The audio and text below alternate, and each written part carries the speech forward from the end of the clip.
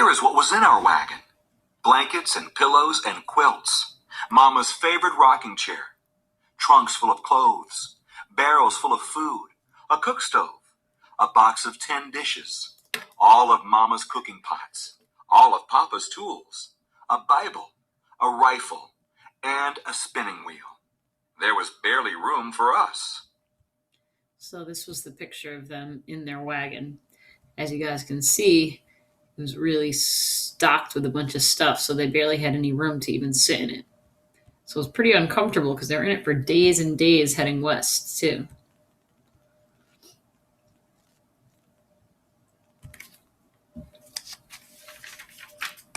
Sometimes it rained. Our wagon got stuck in the mud and we all had to get out and push. Once it rained so hard that the wagon leaked. That night, we slept in wet clothes and wet beds without any supper. Rebecca cried, and Jake said he wanted to go home. Mama didn't say anything, but I think she felt the same. We were all tired of the rocking wagon and the dust and the same sights day after day. Jake fell out and hurt his arm. Rebecca caught a cold. At night, she coughed and coughed. Mama looked worried, but still, we rode on, going west. So you can see how hard it was for families during this time. Everybody was getting sick. Nobody was having fun, but they were determined to head west to find this new land and start their lives fresh over again.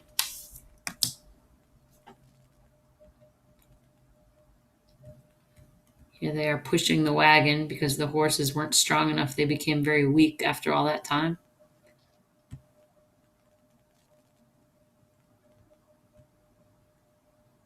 Uh-oh. We came to a river, all muddy and wide. How will we get across? I asked Papa.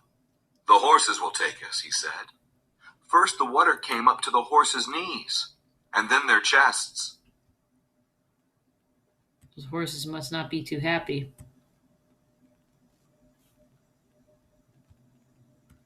Suddenly Papa shouted, "Hold on tight!" The horses were swimming. Water was pouring into the wagon. Mama held me tight until at last I felt the horses' feet touch bottom again. We had crossed the river. Yikes. Good thing they all made it safely, but all their stuff's going to be drenched.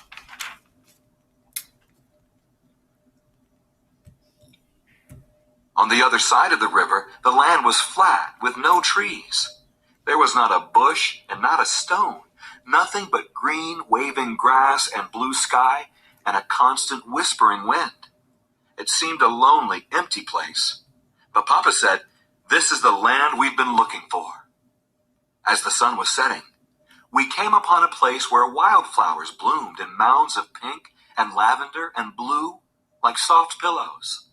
"Look," said Mama, smiling. And Papa said, "Here is where we will build our house." So they made it to where they wanted to go. And it was a beautiful sunset. So they probably took that as a sign like, all right, it's beautiful here.